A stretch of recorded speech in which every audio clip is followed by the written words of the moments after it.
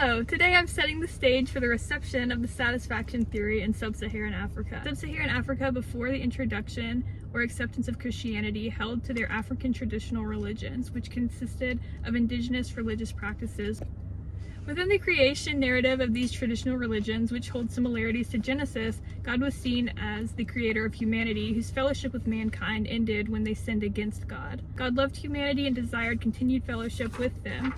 The time when God fellowshiped with humanity was known as the Golden Age. Because humanity rebelled, they lost fellowship and continued to face the consequences. They understood God as a righteous judge who justly punished sin. The Akans of Ghana claimed that separation between God and humanity came about as a woman who was pounding yam let her pestle repeatedly touch the sky, provoking God to move the firmament further from the humans. These traditional religions saw sin as a wrong against people or God that resulted in consequence. Igbos of Nigeria believed that the wrath of high powers was the consequence of sin.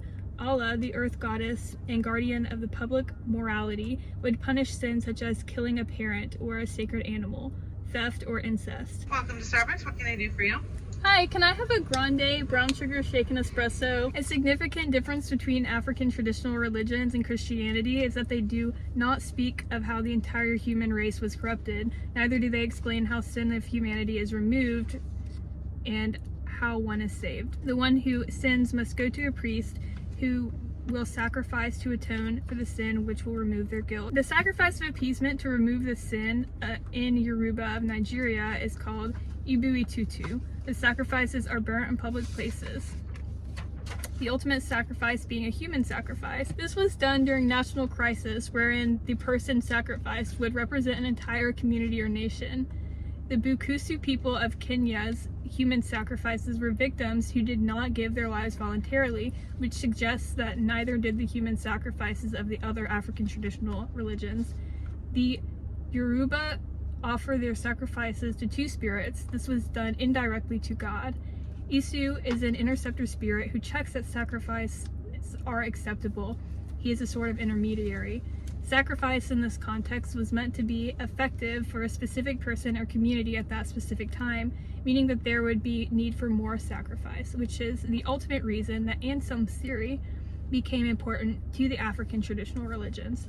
African worldview is under constant struggle with regards to cosmic powers such as witchcraft and demonic oppression, to which their continuous sacrifice does not give them needed relief. Anselm offers that Christ's sacrifice does put an end and gives them victory over cosmic oppression.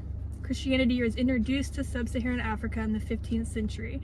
At this time, the satisfaction theory was the most widely accepted atonement theory of the West. Anselm's Cur Deus Homo showed that in emptying himself, Christ was made a sacrifice to God to atone for the sins of humanity. Anselm explains that the sacrifice that restores humanity to fellowship with God is God, God's self, through the death of the incarnate Christ.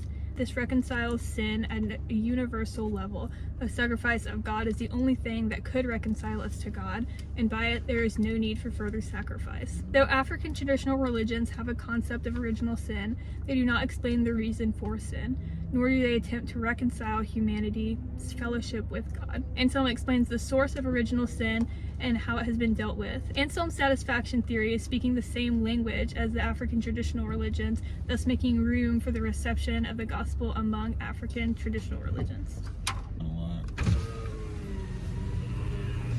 Thank you. You too.